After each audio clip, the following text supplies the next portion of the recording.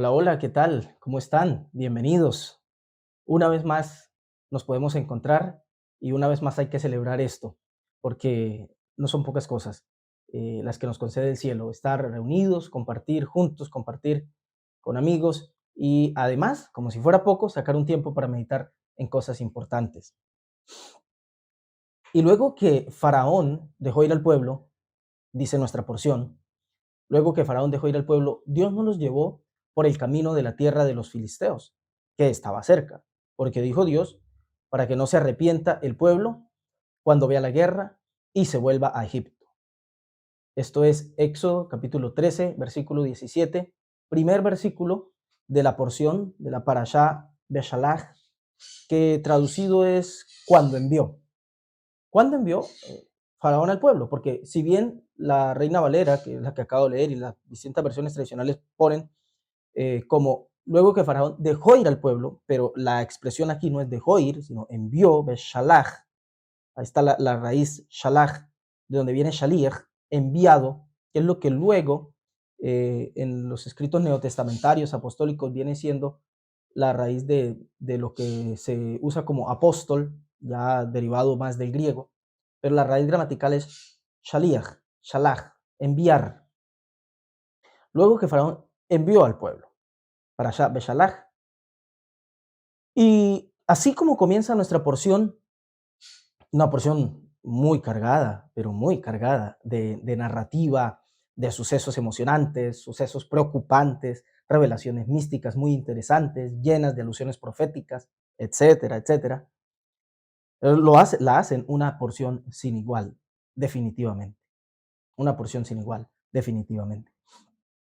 Pero apenas si el título mismo, la porción, la palabra, Beshalach, apenas si esta palabra nos va a permitir movernos un poco.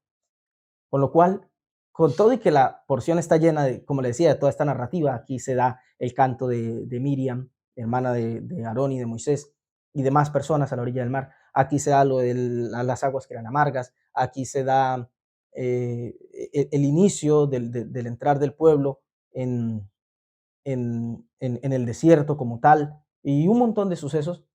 Como le decía, al margen de eso, la palabra Beshalach no nos va a dejar mover de ahí, no nos vamos a dejar mover de ahí, porque es sumamente importante lo que esconde esta palabra para nosotros. Beshalach, cuando envió. Quiero hablarle hoy sobre la importancia de asumir la vida como enviados, ¿sí? La importancia de asumir la vida como enviados. ¿Quiénes? Nosotros. Lo importante que es esto para nosotros en el desarrollo de la vida misma. Somos enviados. Y uno inmediatamente se tendría que preguntar, ¿verdad? Ok, ¿enviados? ¿Enviados de quién? ¿O de qué? Enviados de la vida, enviados de Dios, enviados. Pero, un momento, ¿cómo así que enviados de la vida o enviados de Dios? No que aquí en el pasaje que cité de la porción de la Torá, no que el que envía es el faraón. Y el faraón, contrario a ser identificado con Dios es más bien el típico prototipo del mal, ¿no? Y pareciera que sí, se lo ha relacionado con el mal, con el maligno. Incluso en la porción anterior nosotros hablamos que era la fisicalidad, la vida baja, terrena, terrenal, material, en contraste con la espiritual. Entonces, ¿cómo vamos a ver a Dios que fue el que los envió? Y justo eso me permite entrar ya con mi punto. Vamos a entrar en materia ya porque tengo la costumbre de hablar y hablar y cuando ya no me queda tiempo para desarrollar los puntos, usted viera la cantidad de información que me queda sobre el final. Pero hoy voy a tratar de no hacerlo porque para el final tengo reservado algo especial. Un resumen que creo que ahorraría escuchar todo esto, pero me es necesario sentar las bases de lo que voy a decir para que luego al final lleguemos a ese resumen. Cuestión que, les decía, el que envía aquí al pueblo es Faraón. Dice, luego de que Faraón, Beshalach, cuando envió Faraón al pueblo, pues, fuera de Egipto, aquí nos es importante rescatar una cosa. El percibirnos como enviados es algo con lo que fácilmente nos podemos identificar. Usted repare sobre su vida y verá que desde un punto de vista o de otro, la vida nos sorprende o nos sorprendemos a nosotros mismos en la vida como enviados. Piense si es un empleado. De repente analice lo que está haciendo en su día y, bueno, estoy aquí porque alguien me envió a hacer esto. Piense si es un estudiante. Estoy aquí porque me enviaron al colegio, a la universidad. Si es un esposo, estoy aquí comprando los víveres porque me envió mi mujer. Estoy aquí en la oficina porque me envió mi familia, la necesidad me envía. La vida nos envía. Toda realidad nos pone en posición de enviados. Por eso les decía que percibirnos como enviados es algo con lo que fácilmente nos podemos identificar más allá de cualquier tipo de excusa. Pero somos enviados. Y en ocasiones no será muy difícil eh, entendernos como enviados, pero sí entender qué orden es la que seguimos.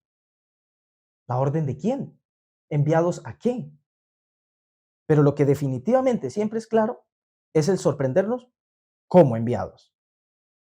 Y al final, no importa cómo, por qué o por quién, en qué misión, pero detrás de cualquier cosa o persona, siempre vamos a ver tras las sombras la poderosa mano divina enviándonos. Sí, el que envió al pueblo de Israel fuera a Egipto, a Canaán, al desierto o a donde hubiera sido, fue Faraón, pero detrás estaba la mano divina. Por mucho que parezca que Faraón representa a la idolatría, Faraón representa al mal, dirá alguno, al diablo, al satán, al maligno, a la carne, a la materialidad o lo que fuere, detrás de eso incluso podemos ver la mano divina enviando. No es este el concepto y el espíritu de las palabras de la Torá cuando está escrito, por ejemplo, en Génesis 45, versículo 8, está José hablando con sus hermanos, ya habiéndose revelado que era José, el José de Egipto, realmente era el José hebreo, y, y se les revela, pues, y él les dice, no, no, ustedes no se entristezcan por haber hecho lo que hicieron y porque yo estoy aquí, tranquilos. Y mire cómo interpreta las palabras, o cómo interpreta la situación más bien José para sus hermanos. Génesis 45, 8 dice, así pues, no me enviasteis acá vosotros, sino Dios. Y aquí perfectamente podríamos decir cómo puede uno identificar a estos hermanos que querían matarlo, que lo vendieron a su hermano, que le mintieron a su padre con respecto a lo que le había pasado a su hermano, que lo engañaron, que se lo hicieron pasar por muerto, que lo hicieron sufrir y doler tantos años. ¿Cómo lo podríamos relacionar con Dios? No eran enviados divinos. Sí, nos cuesta en la mente occidental entender esto, pero dice José, ustedes no me enviaron acá, me envió Dios. Detrás del mal, detrás de Faraón, detrás del Satán, detrás de la carne, detrás de la materia, siempre lo que hay en la mano divina enviando. Así lo entiende José. En el versículo anterior al 45:8, o sea, al 7, él dice, y Dios me envió delante de vosotros. Aquí ya no es que esté interpretando, ustedes me enviaron, pero detrás estaba Dios. Él directamente dice, no, fue Dios el que me envió. Detrás de cualquier cosa no hay que ver nada distinto de la mano divina, porque como dicen los sabios más profundos del judaísmo, dice, no hay más que Dios. No hay más que eso, no hay más que Dios, o sea, no hay más que Dios. O sea, siempre lo divino está ahí. Por lo cual, ir por la vida y percibirnos como enviados es simplemente empezar a entender un poco de qué se trata la vida misma. Además, ir por la vida y percibirnos y sorprendernos en el camino como enviados en cualquier estancia eh, de, de cuyo camino estemos, percibirnos como enviados, como emisarios, como apóstoles, ya dijimos, la raíz es la misma, shaliach, shalach, enviar, es percibirnos así, es el acto más sensato y de honra a nuestro legado espiritual que podamos descubrir. Leemos en Hebreos 11, versículo 13, que está escrito, cuando allí el apóstol está haciendo como una exhibición. A este capítulo 11 de Hebreos se lo conoce como el salón de fama de la fe, ¿no? O sea, los héroes de la fe. Y él está contando acerca de los grandes patriarcas, Abraham, Isaac, Jacob y demás. Y él dice, cito Hebreos 11:13, conforme a la fe, a la emuná, murieron estos sin haber recibido lo prometido, sino mirándolo de lejos y creyéndolo y saludándolo y confesando, escuché, que eran extranjeros y peregrinos sobre la tierra. Wow, qué dos palabras, ¿no? Confesando que eran extranjeros y peregrinos. ¿Cuál fue el éxito de su misión, según el apóstol a los hebreos? Que estos tipos buscaban algo y no lo recibieron aparentemente, pero todo el tiempo lo vieron, lo creyeron, lo saludaron y además confesaron que eran extranjeros y peregrinos sobre la tierra. Es decir, ellos asumían, no somos de acá. Y yo creo que esto tiene mucha consonancia con nosotros. O me va a decir que no le ha pasado, o me va a decir que no ha llegado instancias en su vida donde usted siente que es de cualquier parte menos de acá. No se siente acá, no siente que este sea su sitio, siente que sus raíces están en otra parte y empezamos a tejer teorías, ¿no? ¿Será que de verdad soy la reencarnación de quién será? ¿De Cuauhtémoc? Estoy jugando. ¿Será que es que estamos conectados a una Matrix? ¿No? Ahorita está muy de moda todos esos temas, por ahí en la red. ¿Será que nos tienen engañados, las élites nos controlan? Cualquier cosa podemos especular, pero una cosa sabemos y una cosa es segura. Sabemos que esto no es todo. Y es más, sabemos no solo que esto no es todo, sino que si bien yo estoy aquí y de alguna manera puedo encontrar mi sentido de pertenencia con esta realidad, yo estoy como de viaje, yo estoy como extranjero, yo soy como peregrino. Y eso nos ubica en la posición de enviado. Bueno, estoy aquí, ha de ser que me enviaron. ¿Quién me envió? Y a veces es difícil saberlo. No, pues aquí me envió la vida, me enviaron mis padres que me trajeron a la vida y yo ni siquiera se los pedí. Vaya curiosidad. No se preocupe, los sabios también meditan sobre eso. El hombre pedir a este mundo no viene. El hombre viene aquí, dicen los sabios del Pirkei Avot, contra su voluntad. Porque el hombre pedir, venir al mundo no pidió, nunca, nunca.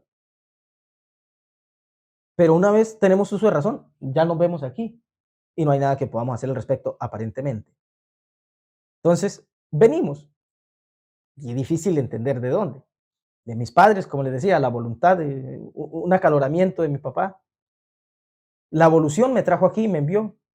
Entonces, el sujeto, la esencia, la mente, la energía o lo que fuere detrás de la primera base, de la primera materia que dio lugar a la evolución, le plació que viniera aquí con fines evolutivos a madurar hasta llegar aquí. Total, quedas en posición de enviado. ¿Qué será? El azar, la suerte, las élites, el mundo al cual pertenezco, donde me tiene conectado a la Matrix. Como quiera que sea, estamos en posición de enviados. Por eso les decía que el acto, percibirnos como enviados, es el acto más sensato y de honra a nuestro legado espiritual y además de ubicación cósmica, si se quiere, que podemos tener en el mundo. Tan simple como eso. Luego el apóstol Pedro, también en los escritos apostólicos, recoge el concepto. Él dice en 1 Pedro 2:11, amados, yo os ruego, aquí hace un clamor muy interesante, yo les ruego, como a extranjeros y peregrinos, usa las mismas palabras que usaba el autor de los Hebreos, que os abstengáis de los deseos carnales que batallan contra el alma. Wow, aquí la perspectiva se nos amplía con lo que nos revela Pedro. Yo les ruego, entiendan que en la vida ustedes están como extranjeros y peregrinos, por lo tanto, no se pueden limitar a la satisfacción de deseos carnales, es decir, lo que hablamos en la enseñanza pasada. No se pueden limitar a la vida aquí de obtener comida, placeres, viajes, diversión, vacaciones de vez en cuando. Piensen en las cosas más profundas de la vida. Por eso él dice, ustedes están aquí de paso, son turistas. Acuérdense que vienen con una misión. Turistas, embajadores, enviados, extranjeros, peregrinos, apóstoles. De nuevo, volvemos.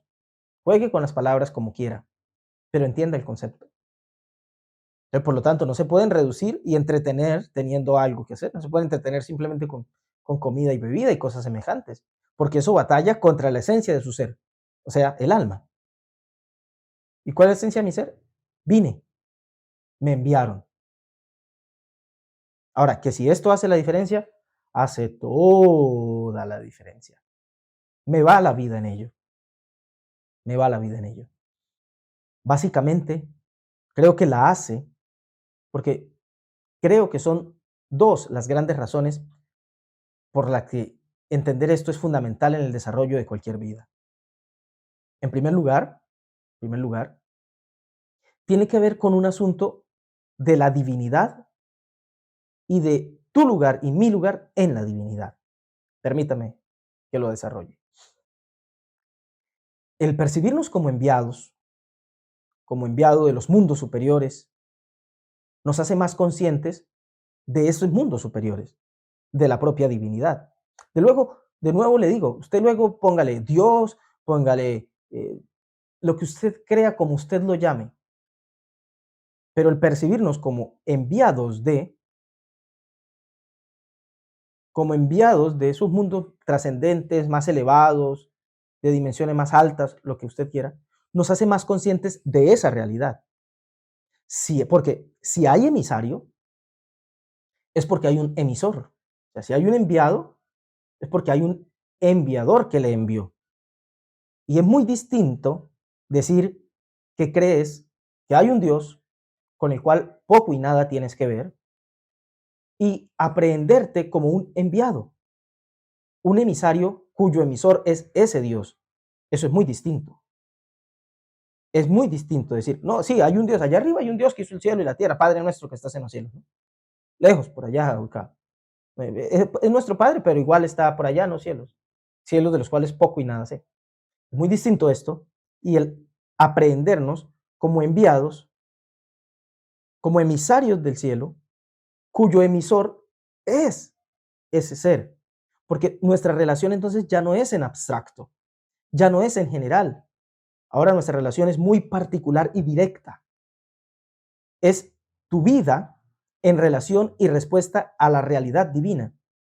Ya no es, sí, yo estoy aquí, vaya a saber por qué. Un error de la naturaleza, un error en la Matrix. Y yo sí creo que hay un Dios, claro, yo tengo fe, yo soy creyente, muy creyente de hecho. Y te lo puedo mostrar, me sé unas cuantas doctrinas, creo en ese Dios, pero con él poco y nada tengo que ver, o sea, sí, creo en Dios, pero luego vivo como se me ocurre, como, no sé, como improviso cada día. Es muy distinto a cuando nos estimamos, nos asumimos, nos autorreconocemos como enviados. Ah, ok, estoy aquí como enviado, significa que alguien me envió. Esa relación es más directa, es particular, es personal. Estamos aquí por algo, estamos aquí por alguien y estamos aquí para algo. Y eso no solo nos ubica, también nos compromete, también nos compromete. Porque si estoy aquí por algo, ok, hay una razón para estar aquí. Soy por alguien. Esa razón debe ser de un ser inteligente. Y por supuesto, superior a mí, porque aunque muchos no entiendan, y aquí no nos mandaron a que lo entendamos todo, pero unas cuantas cosas podemos pensar. Estoy aquí y supone que estoy aquí, si no sé cómo, hay alguien que debe saberlo, porque estoy aquí debido a, ¿ok? Entonces ese alguien superior a mí sabe cosas que yo no sé. Y si entiendo que estoy aquí para algo, que fui enviado, y yo no envío a alguien, vete ¿a dónde? Vete, ¿a qué? Vete. Ese concepto no existe. El enviado lleva consigo propósito, misión. Ahora tal vez hablemos algo de eso, pero no como usted se imagina. Pero el asumirnos como enviados, entonces nos ubica en una posición de relación directa. Y eso, como le decía, no solo nos ubica con respecto a lo divino, sino que nos compromete además. ¿Con qué? Con la vida. Porque ¿a dónde nos enviaron? A la vida. ¿A qué nos enviaron? A vivir. Muchas cosas yo puedo decirle acerca de su vida y de la mía, y sería pura especulación, pura palabrería. Pero una cosa estoy seguro que es cierta con respecto a usted y con respecto a mí. Nos enviaron a la vida y nos enviaron a vivir. Claro, es muy probable que ignores casi todo sobre ese envío, igual que yo. Bienvenido al club. Ignoramos casi todo sobre ese envío, sobre nuestra misión, si es que la hay, dirá alguno. Pero el solo saber que, aunque lo ignoremos todo, somos enviados, eso nos ubica en las intenciones cósmicas más sublimes. Somos enviados, nos enviaron. Hay intención para que estemos aquí. Y son las intenciones más elevadas. Y no es un mensaje religioso, son intenciones elevadas porque el solo hecho de que estemos aquí, de que de repente nos sorprendemos aquí, y además no nos queremos ir. Lo dicen también los sabios del Pirkei Avot. El hombre no pidió venir, pero una vez está aquí, no se quiere ir. ¿O quién quiere morirse? Ni siquiera los suicidas. He tenido la infortuna, vamos a decir, de conocer personas que han sido suicidas. Fui criado en un lugar a la orilla de un río y tuve contacto con personas que se lanzaban al río para morirse, para ahogarse. Pero vea, cuando están en la última agonía, gritan, piden auxilio, socorro, ayuda y de todo. El hombre no se quiere ir, ¿no? Pero les decía, ignoramos mucho acerca de por qué estamos aquí, pero no nos queremos ir. Y eso nos ubica en una posición de nos enviaron. Y el que envía sabe más que yo. Está por encima de mí porque fue el que me envió. Y eso nos ubica en las intenciones universales, cósmicas, sublimes, como usted le quiera poner de adjetivo, pero en las intenciones más sublimes. Y esta no es una enseñanza, no es una charla, no es una clase, o como usted la quiera llamar, donde se va a tratar de ayudarte a descubrir tu propósito o tu misión en la vida. Ya hay 10.000 enseñanzas sobre eso por todos lados, redes sociales, YouTube y demás, congregaciones, motivaciones, etcétera. Y poco y nada ayudan realmente al hombre a ubicarse con respecto a estos temas esenciales. Poco y nada. ¿Por qué? En primer lugar, porque creo que cada uno tiene que descubrir esto, su propósito, su misión en la vida. Así como cada misión de vida es particular, el descubrirla también lo es. Que cada uno descubra cuál es su misión en la vida es su propia tarea. Luego, en segundo lugar, porque aunque yo intentara darles principios generales que pudieran ser aplicables a todos, y tal vez no puedo ayudarte a descubrir tu propósito en la vida, pero puedo dar algunos principios generales, ¿no? Mira, analízate tu entorno, de dónde vienes, hacia dónde vas, en qué eres bueno, qué te gusta hacer, descubre ahí tu propósito y tu misión. Eh, la verdad es que cada vida, cada experiencia que escogemos, las que dejamos de escoger, las que hacemos que pasen, las que simplemente nos pasan sin que hagamos nada, sin pedirnos permiso, todos estos detalles nos llenan de un montón de pequeñas cosas, de pequeños ingredientes que le agregan a la tarta de la vida de cada uno, sobre los cuales solo puede discurrir y concluir cada cada uno de acuerdo con su propia pequeña historia, que como verá, aplicada para sí, no es tan pequeña. Y yo la voy a ver como pequeña. Yo voy a ver el resumen, lo que usted me cuente, lo que usted me diga, lo que yo vea desde mi perspectiva absolutamente subjetiva. Entonces, venía a decirle, descubre tu propósito, yo te puedo ayudar, yo te puedo guiar, o te puedo dar principios generales para que... Como le decía, es muy poco lo que se puede hacer. ¿Qué ofrezco entonces? Me dirá usted, ¿no? ¿Qué ofrezco entonces? Simplemente le voy a ofrecer la maravillosa y reveladora idea de que somos enviados. Ah, ¿no más? Sí, no más. Pero déjeme desarrollarlo un poco. Es tal vez una sencilla, pero maravillosa y además reveladora idea, la de que somos enviados. Leímos, ¿no? Luego que Faraón dejó ir al pueblo. Bueno, esto de las traducciones. En realidad es cuando Faraón dejó ir al pueblo. O cuando, volví, dije mal. Cuando Faraón envió al pueblo. Dios no los llevó. Sigue diciendo el texto. Dios no los llevó por el camino corto, no lo llevó por un camino que había. Ya leímos esto, no es necesario leer todos los detalles, pero dijo Dios, no, por este camino no, van a haber guerras, se van a asustar, se van a querer devolver a Egipto, etcétera, etcétera. Entonces, simplemente, cuando Faraón envió al pueblo, Dios no los llevó. Percátese de esto, porque esto de inmediato nos ubica en una posición de confianza. Es Dios quien está a cargo de ese barco que a veces parece totalmente a la deriva. Si somos enviados, entonces el que nos envió sabe lo que está pasando. Y este barco, llamado la vida, en el que andamos todos, que muchas veces parece a la deriva, que muchas veces parece totalmente perdido, no lo es. Está totalmente en control, está a cargo de la mente suprema, del amo del universo. Repito una y otra vez. Luego usted póngale nombre, pero está a cargo. Y no solamente que está a cargo, no es solo eso, el hecho de que somos enviados, no solo que el que nos envió está a cargo, está mucho más interesado que nosotros en esa misión de vida. Mismo Éxodo 13, sáltese 4 versículos, versículo 21, dice, y el Eterno iba delante de ellos. ¡Wow! Mire, junte el 17, la primera parte, con el 21, la primera parte. Luego de que Faraón envió al pueblo, Dios no lo llevó por el camino corto. Y ese Señor iba delante de ellos. Wow, iba delante. No solamente está a cargo, sino que está totalmente identificado con la causa, totalmente comprometido con la misión. ¿Y quién es la misión? Nosotros. ¿Cuál es esa misión? Nuestra participación en ella. ¿En qué? En la misma misión. Somos la misión.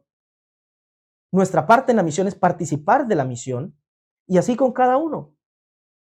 Pero el texto sigue, ¿eh? El Señor iba delante de ellos. De día con una columna de nube para guiarlos por el camino y de noche en una columna de fuego para alumbrarles, a fin de que anduviesen de día y de noche. Nunca se apartó delante del pueblo la columna de nube de día ni la columna de fuego de noche. O sea, como quiera que fuera, el Todopoderoso estaba comprometido con la causa y se aseguró de que el pueblo fuera conducido, se aseguró de que el pueblo pudiera marchar. Siempre la vida se asegura de que los que participan de ella vivan. Lo dije, me parece, si no lo tenía reservado, pero me parece que lo dije la enseñanza pasada o en una ocasión anterior. La vida, como está viva, solo sabe dar vida, es su esencia. Damos lo que somos, sí, recuerdo que sí lo dije. Damos lo que somos. La vida da vida. La vida se asegura de que el hombre al participar de la vida marche, porque esa es su misión, que venga y marche. El cielo se asegura del éxito de la misión y por eso garantiza la guía, la guianza, la conducción. Y además se asegura el medio para asegurarlo. Esto es otro detalle, pero es muy importante. ¿Cómo guía? A través de un medio. En este caso, la columna de nube y de fuego. Rashi, el comentarista clásico de la Torá, sugiere, en esta expresión que leímos como, y el Señor iba adelante en una columna de nube para guiarlos en el camino, la expresión ahí en hebreo es Lanjotam Haderech, eso que se tradujo como para guiarlos en el camino, Lanjotam Haderech. Pero Rashi lo traduce para hacerlos guiar en el camino. Y él explica por qué. Dice Rashi en su obra clásica, La Torá con Rashi. La letra Lamed del verbo que aquí está como Lanjotam está vocalizado con Pataj. Pataj es una rayita que va debajo de la letra en el vocablo hebreo. Y él explica que esto indica que este verbo está equivalente a la forma leantotam. El verbo leantotam está conjugado en el modo causativo y fil, una variante gramatical hebrea también, tecnicismo, pero son importantes. Porque explica Rashi que esto implica que la acción de guiar es realizada por medio de otro. ¿Por qué? Porque el modo en que está conjugado el verbo está en causativo y fil, lo cual implica que la acción de guiar es a través de. Por eso el causativo, hay algo con una causa. Hay una causa que promueve el efecto. Y Rashi trae explicación, que es muy parecido a lo que se da en Deuteronomio 1:33, donde dice, para mostrar el camino que ustedes deben seguir. Ahí aparece esta forma verbal de leantotam, de variante de lanjotam, lo que se tradujo como guiarlos en el camino. Por eso Rashi lo traduce hacerlos guiar. O sea que lo que él está diciendo es que en este caso, la forma verbal implica que Dios los hizo guiar a través de un emisario. ¿Y quién fue ese emisario? La columna de nube. La columna de nube a la que el santo bendito es en su gloria hizo que marchara delante de ellos. En todo caso, a pesar de la presencia de Dios que iba delante de ellos, él aprestó a la columna de nube para guiarlos a través de ella, ya que era por medio de la columna de nube que ellos marchaban. La columna de nube no les servía de luz. De día tenían la luz del sol. Servía para mostrarles el camino. Era la guía. Ese fue el emisario. Ese fue el instrumento que Dios usó. Entonces, todo ese comentario para decir solo una cosa, una conclusión que los sabios exponen como máxima. Dios no hace cosas sino a través de emisarios. Eso para explicar a aquellos que, no, yo estuve con Dios, lo vi, me mostró. Cuidado con lo que estás diciendo. Dios te muestra a través de emisarios. A veces esos emisarios son humanos, a veces angelicales, a veces incluso animales. Acuérdense de la burra del profeta Bilam. Dios habla, Dios obra, Dios actúa, guía, conduce a través de emisarios. No es una idea solo de los rabinos, de los sabios, que estaban locos. Se llaman sabios, pero muchos los califican de locos. Bueno. Los sabios de los escritos apostólicos, en Hebreos 1.13, recogen el concepto también. Dice Hebreos 1.13, pues, ¿a cuál de los ángeles dijo Dios jamás, siéntate a mi diestra hasta que ponga a tus enemigos por estrado de tus pies? No son todos lo que viene hablando, los ángeles. En hebreo es malachim. Malach es enviado. O sea, lo que nosotros traducimos como ángeles son los enviados. No son todos espíritus ministradores enviados. Ahí está el concepto. Enviados, dice Hebreos 1.14, para servicio a favor de los que serán herederos de la salvación. O sea, ¿cómo actúa el Señor? A través de mensajeros, de enviados. A veces son divinos, como en el caso que se está tratando aquí, a veces humanos. Dice la palabra de él, no quise llenarlos de versículos, pero está escrito por allá. Recuerdo ahora que no hará Dios nada sin primero mostrárselo, hacérselo saber a sus siervos, los profetas y demás. Parece que es el modo de actuar de lo divino. Dios actúa así, a través de enviados, de emisarios, de vasijas. A mí esto me resulta claro desde la lógica. Por supuesto, por la infinitud del infinito, perdón ahí el pleonasmo, pero hay que hacerlo, por el todo, porque todo lo llena, porque es el todo, que es el infinito, Dios. Pues para tratar con nosotros que somos finitos, somos absorbidos por su grandeza. Entonces, usa de criaturas, de vasijas, de entidades más cercanas a nosotros, inferiores a Él o tal vez superiores a nosotros. Esos son los enviados, para que haya filtros.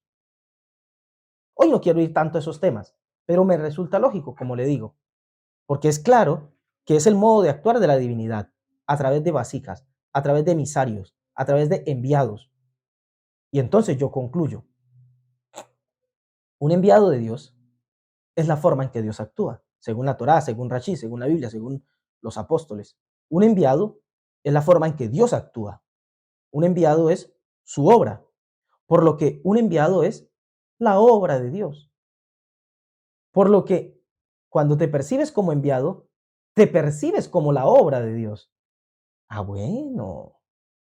Ah, bueno.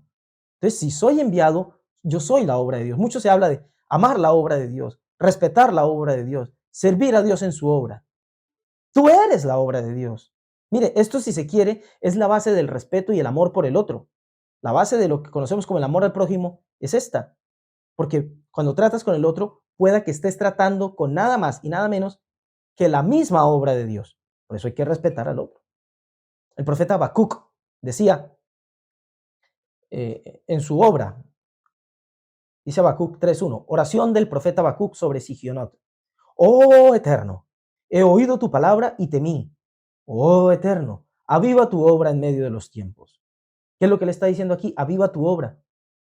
Vivifícame a mí, revíveme, yo soy tu obra. Aviva tu obra es, dame un insuflo de energía porque estoy bajo. Aviva tu obra en medio de los tiempos. Ah, es porque yo lo quiero ver así. Primero, ya lo demostramos. Y segundo, no se preocupe que siempre trato de ver si a alguien más se le han ocurrido mis locuras. Y resulta que sí, el Zohar HaKadosh, esta importante obra de la tradición hebrea, explica, justo en comentario a esta Parashá Beshalach, algo sobre Habacuc. Y dice el Zohar que para entender esta expresión de Habacuc, porque dice oración del profeta Habacuc, es una plegaria lo que dice aquí Habacuc. Bueno, ¿por qué si no era el profeta más importante? ¿Por qué no tenemos la plegaria de Isaías, la plegaria de Jeremías, la plegaria de Ezequiel, pero sí la de Habacuc? Y explican los sabios del Zohar que esto se debe, y para entenderlo hay que entender lo que dicen los sabios del Talmud, de que este Habacuc era el hijo de la tsunamita. ¿Se acuerdan? Aquel niño que nació por intervención divina, siendo Eliseo el instrumento de Dios, y que murió, y que fue Eliseo el instrumento del Señor para traerlo de nuevo a la vida. Bueno, explica el Zohar que ese niño llegó a ser el profeta Habacuc, y que la forma duplicada de su nombre, Habacuc, en vez de Habuk, que significa abrazado, sugiere que él debió su vida a dos abrazos, uno de su madre y uno de Eliseo. O sea, espiritualmente hablando, uno procedente de la esfera a la cual estuvo ligado primero y el otro del grado superior más elevado. O sea, lo femenino, lo masculino, entendido en términos espirituales, no de mujer y hombre, ¿no? Los conceptos de lo femenino en lo espiritual y lo masculino. De ahí que su expresión profética tomara la forma de una plegaria, como saliendo del lugar al cual estuvo ligado primero, y fue, dice aquí la escritura, y fue sobre Sigionot. Usted lee Habacuc, plegaria del profeta Habacuc sobre Sigionot. Sigionot, literalmente, en hebreo, errores,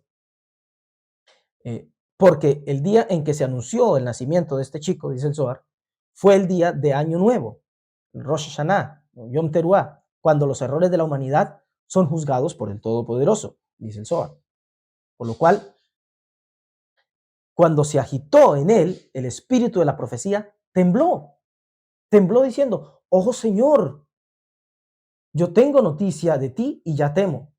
Eso es lo que acabamos de leer. Por eso él oró: oh Señor, revive tu obra. Es decir, a él mismo. O sea, yo oigo acerca de ti algo y ya estoy lleno de tu temor.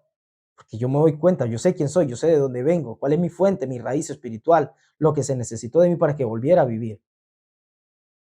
Yo oigo tu palabra y ya temo. Te pido, aviva tu obra en medio de los años, en medio de los tiempos, en medio de mi vida, a mitad de mi vida que me hallo, revíveme.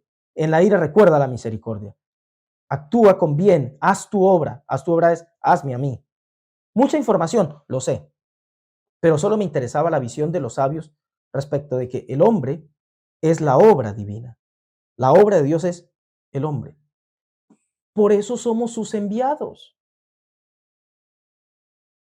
Por eso somos sus enviados. Somos sus enviados a hacer su obra. ¿Cuál es su obra? Somos nosotros su obra. Ahí toman otra perspectiva, otra importancia, palabras como Jueces, por ejemplo, Jueces 6:14, donde está escrito: y mirándole, el Señor le dijo: ve con esta tu fuerza y salvarás a Israel de la mano de los madianitas. Esto es Gedeón. Ve con esta tu fuerza y salvarás a Israel de la mano de los madianitas. ¿No te envío yo? ¿No te envío yo? De nuevo, ve a hacer la obra, porque te estoy enviando y tú eres mi obra. Pero mi obra es mucho más grande que tú, claro. Pero tú haces parte de mi obra. Ve, lo que garantiza que vas a poder hacerlo es que te envío. Por eso les decía, asumirnos como enviados es entenderlo todo. Asumirnos como enviados es entender que somos la obra de Dios. Por eso les decía, hoy no vengo a ofrecerles a descubrir tu propósito, tu misión en la vida.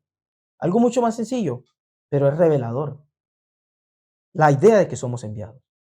Entender a profundidad la idea de que somos enviados. Por eso entendemos ahora tanto énfasis de Pablo, por ejemplo, en su validación a partir de su obra como apóstol. Ustedes ven a Pablo que dice una y otra cosa en las cartas apostólicas, en el libro de Hechos y demás, y algunos cuestionaban su tarea, su trabajo, lo que él hacía. Y él todo lo que hacía era validarse a partir del apostolado. Él decía: pues muchos se creen apóstol, yo lo soy más. Él lo único que tenía que garantizar, que mostrar, era que era enviado. No requería de más validación, más que la de el asumir que era enviado, el entenderlo, que era apóstol, que era enviado. Porque quien se ubica en posición de enviado y desde ahí observa todo lo que pasa en su vida, y más importante aún, desde ahí vive, es simplemente alguien que no se deja mover de cualquier brisita. Quien se entiende enviado, luego no es movido por cualquier viento, ni de doctrina, ni de ideología, ni de nada. Y en segundo lugar, prometí que había dos grandes razones por las cuales creía que la idea de asumirnos como enviados lo cambiaba todo. La primera, la que tratamos de ver, el ubicarnos en lo divino, de ubicarnos que por ser enviados somos nada menos que la obra de Dios. Pero el segundo, la segunda cosa por la que creo que es importante es porque es un asunto de libertad. Es liberador asumirnos como enviados. El verte como un shaliach, como un enviado, como un apóstol, como un mensajero o lo que quieras, es un asunto que te libera. Y usted podría decir, bueno, ¿y ahora qué tiene que ver aquí el tema de la libertad? ¿Se volvió político ahora el tema o religioso tipo exorcismo, liberación y eso? Es un asunto de libertad desde los niveles más íntimos del ser humano. Mire, mucha gente vive para lo que puedan decir los demás de sí. Y otros tantos viven totalmente condicionados por lo que dicen de sí mismos. O sea, la mayoría de la gente vive por lo que otro pueda decir de sí, para que lo pruebe el papá, la mamá, la pareja, el hijo, el jefe, el amigo, la persona que le gusta. Muchos viven para agradar, para convencer, por lo que los otros puedan decir de sí. Y otro tanto, por lo que ellos mismos, por sus propias expectativas de la vida, por el acierto o desacierto, de acuerdo a los patrones que adquirió por A o por B, por cultura, por familia, por religión, por ideología, por nacionalidad, por influencia de otros, etcétera. Pero el hombre vive fundamentalmente para eso, el hombre moderno. Pero cuando te asumes como un enviado, te sitúas en una posición distinta a la de complacer tus altas expectativas o las de otros. Porque todo lo que te interesa cuando te asumes como enviado es la posición de ser útil, no exitoso, no complaciente, ni con el otro ni contigo, solo útil. Al aprenderte como enviado, como un extranjero de otra dimensión, la espiritual, comisionado para una misión, te sientes útil. Útil porque sirves a un propósito. Y eso es todo lo que puedas necesitar. Mire, la gente ha desdibujado totalmente la figura del servidor, del que sirve. Antaño, siglos atrás, el que servía, incluso hoy también, el que sirve es visto como alguien menor. Y la palabra sirviente tenía, y hasta el día de hoy tiene, una connotación siempre peyorativa. Sirviente, sirvienta, feo, porque es alguien menor. Luego, modernamente, afectados por el folclore religioso moderno, el siervo es visto como alguien distinguido, privilegiado, superior. Si se habla del siervo de Dios, nada que ver con el siervo de Dios en el sentido clásico. ¿Cuál es el siervo de Dios? El que sirve a Dios, el que dedica su vida al servicio de Dios. Oh, pero ¿dónde está ese Dios? La obra de Dios representa a Dios. ¿Cuál es la obra de Dios? Dijimos, el otro, el humano, la humanidad, su mundo, su creación. Por lo cual, un servidor de Dios, un siervo de Dios, un sirviente de Dios, es el que sirve a los propósitos divinos. No así hoy.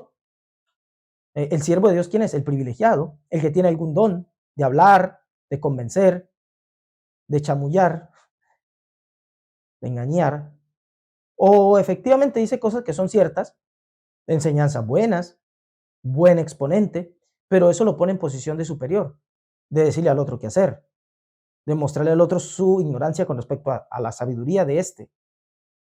Es un distinguido, es un privilegiado, hay que tratarlo distinto. Pero desde el punto de vista divino, ni lo uno ni lo otro. Desde el punto de vista de la Torá, desde el punto de vista clásico, ni sirviente inferior, ni siervo de Dios privilegiado, simplemente servidor. El servidor es sencillamente una persona útil, útil para el cielo, útil para los propósitos divinos, útil a la vida, útil a la vida. Hay gente que no se presta para nada en esta vida. No se prestan para nada, no quieren servir a nada en la vida más que a sí mismos. No son útiles. El maestro Yeshua decía, yo no vine para servir, perdón, yo vine a servir y no para ser servido. Porque era un siervo de Dios, era un siervo del cielo. En la tradición se conoce un concepto del siervo sufriente de Dios, la tradición bíblica. Él fue ese siervo sufriente de Dios, porque sufrió no necesariamente en el sentido malo, sufrió resistió sobre sí todo lo que la vida le pusiera por delante para experimentar, para vivir. Sufrió la gente, sufrió sus desvaríos, sufrió sus descarríos, sufrió su presencia, estuvo con ellos, la resistió, se la bancó. También cuando le hacían alegrar y danzaba con ellos, también cuando comían y bebían, también cuando asistían a fiestas, también cuando se iban de pesca. Ese es un siervo de Dios, útil para el cielo, útil para la vida. Y la vida quiere usarte. La vida quiere usarte. No tiene a quién más. Tú eres el instrumento hecho para eso. Por eso la vida quiere usar a las personas, porque saben que fueron las que fueron hechas para eso. Y cuando lo entiendes, entonces te liberas. Porque ya no vives para complacer a nadie. Entiendes que tu presencia gira en torno a la utilidad a la vida. Tú no quieres complacer, tú quieres servir. Sí, pero en todo caso tienes que servir a otro. Sí, pero no buscas complacerlo, buscas serle útil, buscas servirlo. No por su aplauso, no por su gratificación, porque al hacerlo por eso, entonces ya no le estás sirviendo a él, te estás sirviendo a ti mismo. Buscar complacer a otro es el acto más egoísta que podamos tener, porque le buscamos complacer por obtener su complacencia. No buscamos complacer a nadie, buscamos servirlo, ser útiles para sus vidas. Entonces, como les decía, es un asunto liberador asumirnos como siervos, como enviados, como instrumentos, como emisarios. Pero no solo nos libera de la complacencia al otro, sino que nos liberamos a nosotros mismos de las más engañosas autoexigencias, porque entiendes que no estás para tener éxito o evitar el fracaso. Entiendes que estás aquí para ser útil y tu participación es la misión. ¿A qué vinimos? A participar de la vida. Ya no me interesa venir y tener éxito o evitar el fracaso. Tenemos sobrevalorado el éxito. Sobrevalorado el éxito. Y escuche, se trabaja sobre el error y se corrige si es preciso, pero no se puede idolatrar a la perfección. Quiero repetir eso, porque surgió esta semana en mi vida. Alguien me pidió un favor de un diseño por ahí y lo hago y se me pasó un error craso, algo mal escrito y mire, está esto así escrito. Y yo, uy, perdóneme, se me pasó, realmente estaba desconcentrado, no sé qué hice. Y me dice mi amigo, no se preocupe, no cometemos errores, no tenemos que ser perfectos. Y me quedé meditando en eso. Y sí, ¿qué pasa cuando nos equivocamos? Que si es preciso corregir, se corrige. Pero no podemos idolatrar la perfección. Y esto es liberador. Esto es liberador. Entender que no podemos idolatrar la perfección implica que si yo estoy aquí como enviado y me equivoco, hombre, todo lo que tengo que hacer es corregir, si puedo, y luego marcho. Y si no puedo corregir, igual sigo marchando, porque la misión es que participe acá. Soy un enviado y el enviado simplemente va. Venimos de lo divino y hacia dónde vamos, hacia lo divino. ¿Qué me corresponde hacer? Ir, seguir marchando. Que si la perfección, la imperfección. La perfección es propia del que envía, no del enviado. No se puede pretender detenerse por no alcanzar la perfección, porque necesitamos todavía tener a la perfección allá un poquito distante de nosotros, como un panorama, como desafío constante, como utopía si es preciso, para que querramos seguir buscándola. Lo lindo del horizonte es que siempre es horizonte, y si avanzamos no llegamos, por eso es horizonte, para eso lo necesitamos allá a lo divino. Por eso todavía no somos perfectos, para que sigamos con una motivación para seguir. Una motivación que en todo caso perseguimos, buscamos la perfección. Todo esto, todo esto que he dicho, y aún lo que pudiera decirse sobre esto, lo resume perfecta y magistralmente el poeta, el autor, el célebre autor argentino Jorge Luis Borges. En una entrevista que le hacen en España, ya él muy anciano, se me escapa ahorita y fue en Barcelona o en Madrid, creo que en Madrid, pero él lo están entrevistando y le pregunta el entrevistador, que es muy bueno también, lo aprovecha al máximo, está hablando de cualquier cosa, de todo, y de repente le dice, ¿qué es la vida, Borges? ¿Qué es para Borges la vida? Y él va ahí hablando y cuando de repente le hace la pregunta, la escuche, cuánta ternura, es hermoso. Y desde la primera vez que lo vi, wow, quedé tan impresionado que se me grabó su respuesta muy, muy, muy profundo desde que lo escuché. Y Borges, con la voz un tanto entrecortada, mostrando, más que mostrando, evidenciando, o sea, dejando salir, escapándosele su profundo sentido de conmoción por los temas esenciales. Él dice la vida, diría yo, y desde ahí ya es magistral. Él antepone que es su visión, que lo que va a decir no es más que su visión. Y es algo que todos tenemos que entender. Pero él dice, diría yo que es una interesante aventura y que estamos comprometidos con esa aventura. Hace una pausa y dice, y que moriremos emprendiendo esa aventura, con feliz o con adversa fortuna. Wow, wow, no tienen pierde estas palabras, ni una sola de ellas. ¿Qué es la vida? Mucho podemos decir acerca de la vida, pero es una interesante aventura. Estamos enviados en la vida, de pronto nos sorprendemos viviendo, nos sorprendemos vivos. Y como les decía, estar vivo nos compromete. Estamos comprometidos con esa aventura, dice Borges. Y además moriremos emprendiendo esa aventura. O sea, cuando nos vayamos de aquí, nos vamos a ir. Lo último que haremos antes de morirnos es vivir. O sea, emprender la aventura de la vida. Con lo cual, ¿qué es la vida? Hay que definirla con el mismo concepto. La vida, la vida es estar vivo. La vida es una aventura en la que estamos y con la que estamos comprometidos. Y moriremos emprendiendo esa aventura. Con feliz o con adversa fortuna. Nos puede ir bien, nos puede ir mal. Mire, para mí esto lo cambia todo. Y por eso decía que todo lo puede resumir estas palabras de Borges. Permítame agregar apenas un par de comentarios. Pero la vida es esta. ¿Cómo quiere usted asumir la vida? El que la asume con excesivo pesimismo, negativismo. No, la vida es mala. No, mira cómo va mal. La política, la economía, el mundo está mal, se me murió el familiar. Por pesimista que sea, le pasan cosas buenas. Por pesimista, el más pesimista de los pesimistas, le pasan cosas buenas. Porque si tiene tiempo de ser pesimista, es porque está vivo. No por ser pesimista, la persona es pesimista y se murió, le dio un paro cardíaco. La vida no está hecha así. El ateo más ateo muere viejo y lleno de años. Y no necesariamente enfermo. El pesimista, aún así le pasan cosas buenas. Y el más optimista de todos, el que ve las cosas siempre para bien, no, detrás hay algo bueno, yo tengo fe, todo va a estar bien, después de la tormenta viene la calma, el sol saldrá en algún momento, la noche es más oscura cuando está cerca del amanecer, wow, todo, frases espectaculares, geniales, muy buenas todas, claro que sí, pero por optimista, por positivista que sea, le ocurren cosas malas.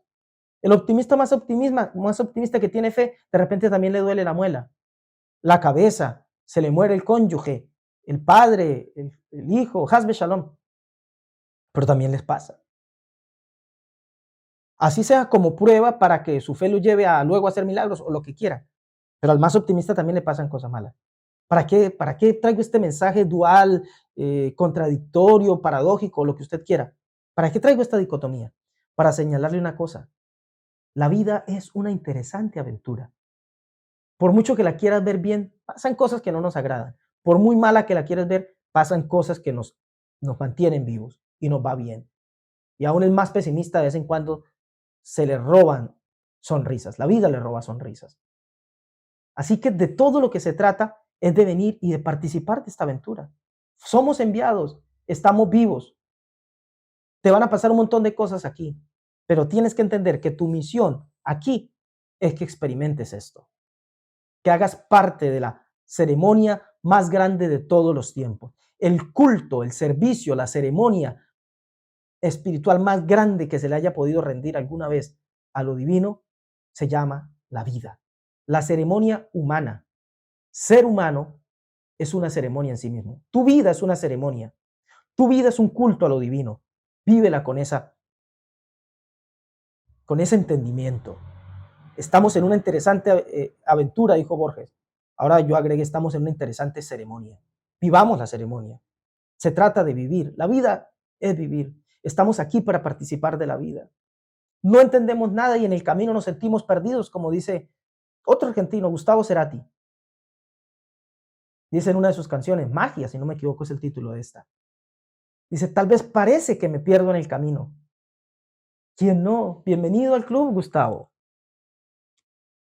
Tal vez parece que me pierdo en el camino, pero me guía la intuición. Y en la vida solo descubrimos una cosa, que nada importa más que hacer el recorrido. Incluso más que saber a dónde vamos. En el camino nos sentimos extraviados y perdidos, pero una cosa sabemos, hay que seguir caminando. Porque si seguimos caminando, en algún momento se iluminará el faro, me iluminaré yo, algo pasará, algo pasará. Cierro. Vi en estos días, esta semana, el extracto de, no sé, 40 segundos tal vez, la entrevista que le hicieron recientemente por una película que sacaron, basada en una historia real de los sobrevivientes del accidente aéreo en los Andes. Ustedes saben que unos deportistas en un avión que se estrelló en los Andes y sobrevivieron pues como pudieron. Y bueno, los entrevistaban y todos ellos convergían en una cosa. Dios estuvo todo el tiempo presente en la ecuación, en todo lo que se vivió. Y muchos se les preguntaba, ¿no? El entrevistador, bueno, ¿por qué lo ves a Dios? ¿Cuál es el asunto? Dice, muchos decían, yo no era nada creyente ni religioso, pero allá me di cuenta en la motivación del otro, en el que rezaba. Estaba un punto, en un momento dado en que queríamos morirnos, hambre, frío, ustedes saben todo lo que, yo creo que muchos han visto la película o conocen por cultura general la historia. Pero el caso es que estaba un día ahí y varios estaban rezando, iban a rezar el rosario. No juzgue esto religiosamente, ay, idolatría o lo que usted quiera, la forma de rezar de cada uno. Ya, extraigamos el punto y no nos quedemos con detalles que solo hacen daño. El caso es que los compañeros le dicen al que no era nada creyente, vení, vení. Le lanzaron el rosario para que lo tomaran las manos y rezara junto a ellos. Dice, no sé qué pasó, pero todo cambió.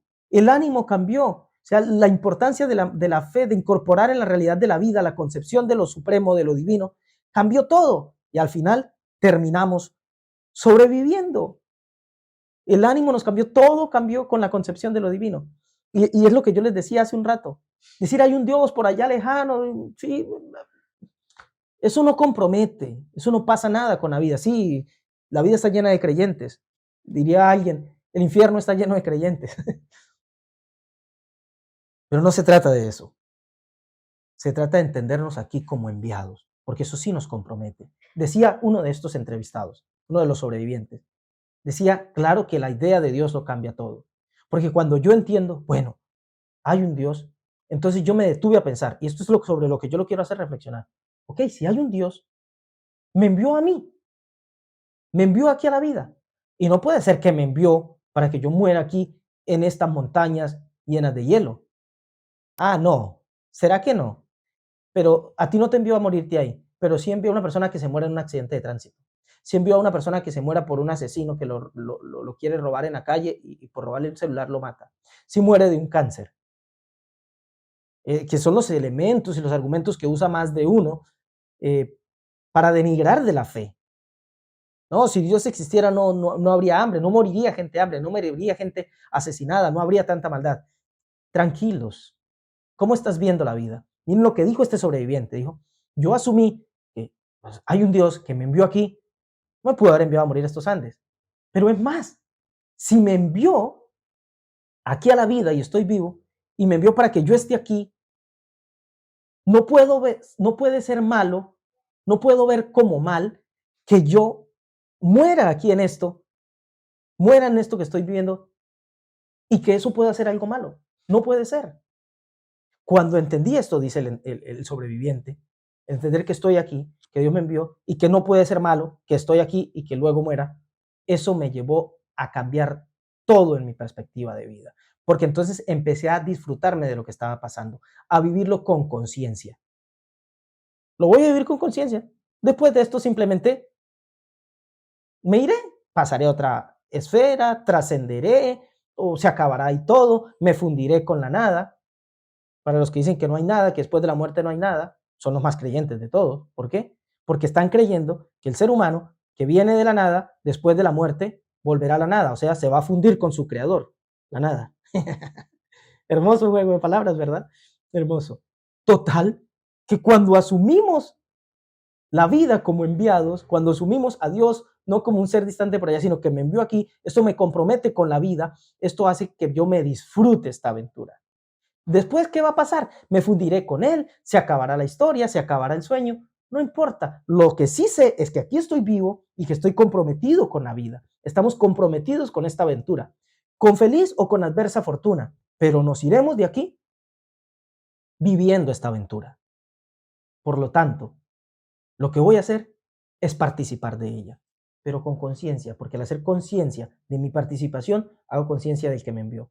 Eso es tenerlo a Dios presente todo el tiempo en primera persona. Eso es una relación con Él. Si quieres llevarlo a lo religioso, esa es la relación con Dios, pero llévalo a la vida. Estamos aquí para participar de la vida. Estamos aquí para participar en la vida, no solo de la vida, sino en la vida. Somos la vida en desarrollo. Somos la parte consciente de la creación. Somos la conciencia de la creación. Estamos vivos y en ese camino andamos porque nos enviaron. Amado, yo te doy gracias, Señor, por este regalo maravilloso de la vida. Gracias porque me puedo asumir como un enviado tuyo, Señor. Y eso me compromete con la vida. Eso me compromete contigo. Eso me compromete conmigo mismo. Gracias por hacerme consciente de mi participación en ella.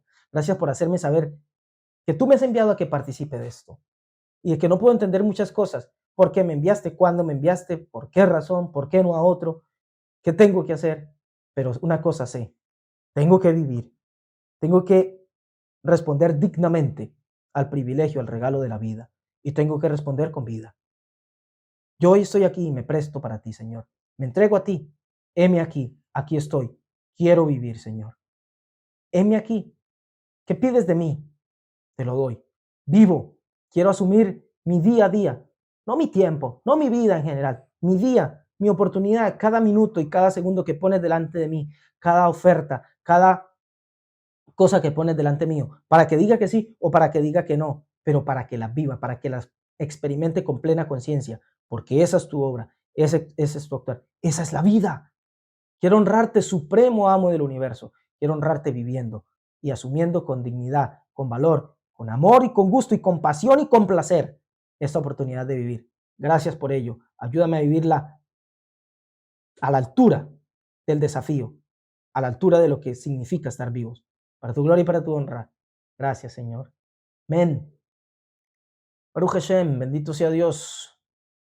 Espero sincera y genuinamente que esta palabra cambie su vida, cambie su modo de verla, para que empiece a disfrutársela, para que empiece a vivirla con pasión y con denuedo, con ganas de vivirla, con valor y con valentía, porque a veces también se requiere de esto, y con un poco de aguante, pero con ganas de vivir.